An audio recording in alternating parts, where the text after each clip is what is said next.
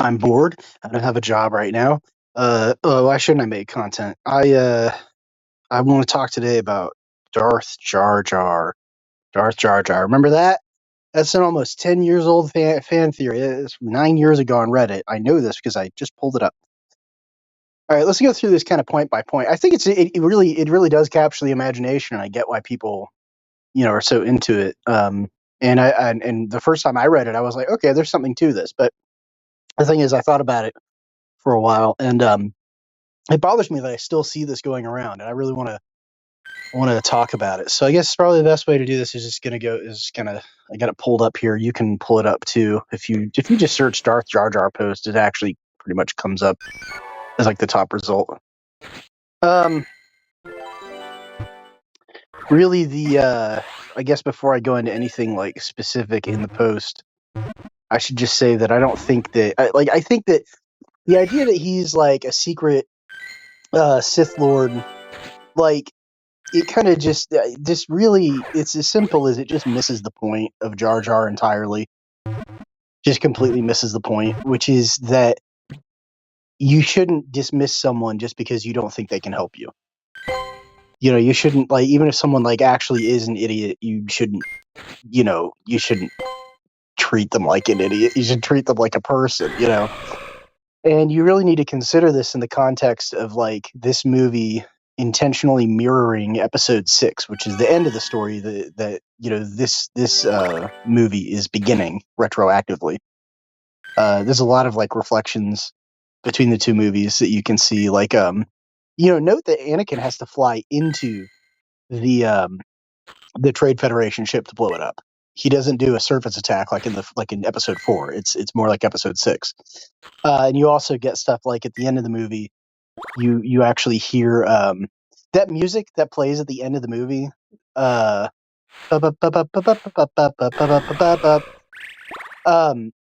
That is like a sped up. I don't know anything about music terms, but basically it's like a lighter version of the Emperor's theme. And if you listen to the like from episode 6, and if you play them, if you listen to them back to back, you see that it's literally just the same piece of music, kind of, I guess, sped up. I don't know how that works. What do? Add extra notes? Who fucking knows? But my point is, like, episode 1 and episode 6, just like all the other Star Wars movies, they're meant to like reference each other and reflect each other. I know people like to make fun of the quote, it's like poetry, it rhymes, but like, if you're making fun of that quote, it's because you're not watching Star Wars closely enough.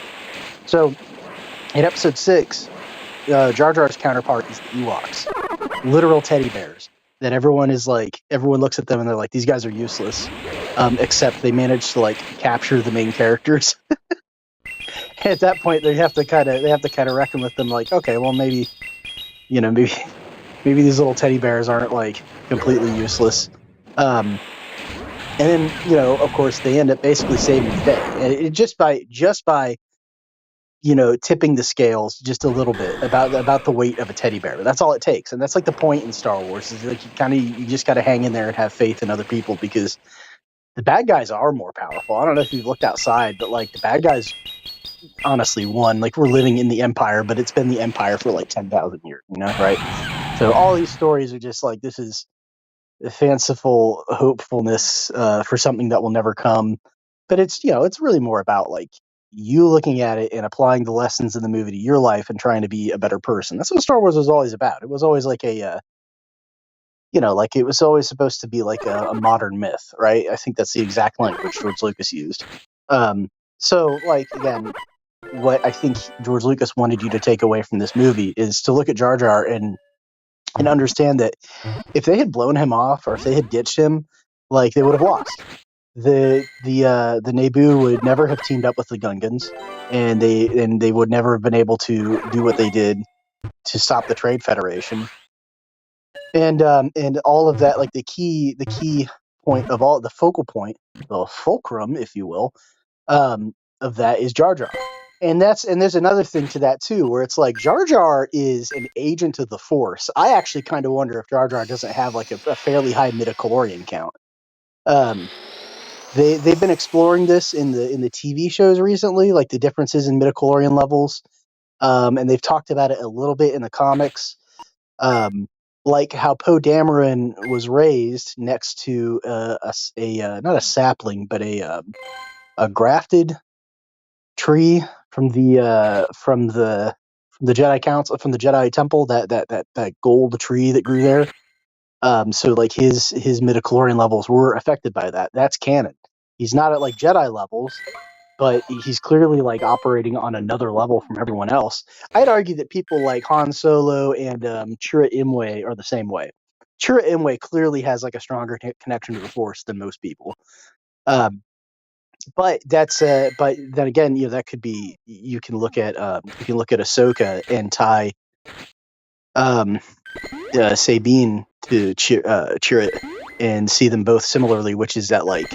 But actually, you know what? Now I'm thinking about it, and I think I read a comic. I read a High Republic comic, and now I'm trying to remember if they mentioned this or not, because I think they did actually mention specifically in that comic that people, either that or I was inferring it from the comic. But you get a better look at shit.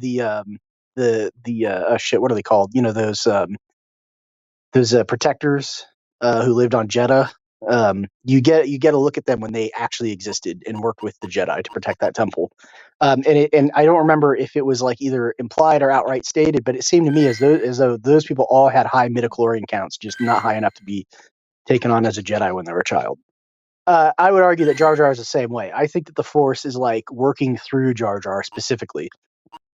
And he's there at the right place at the right time. He knows the right things, and he has the right outsider perspective to be able to like not only have the idea to bring them to the Gungan city, but also like let them talk him into. If he had been more intelligent, if he had been a more shrewd person, he probably wouldn't have taken them to the city. He probably wouldn't have let the like Naboo meet with Boss Nass at the end of the movie for that to form that alliance. He probably would have, you know what I'm saying? Like he was too stupid to not be helpful. and that's my whole thing. That's why I don't really buy into the Darth Jar Jar concept, just because like I'm just saying, like he, like that again, it just misses the point that I think the movie is trying to make with the character. Does that make sense? Or is that just like a really long rant? I don't know. I'm really bored. Let me know what you think in the comments so that I can delete them and ignore you. I hope you're all having a wonderful time of day that it is for you.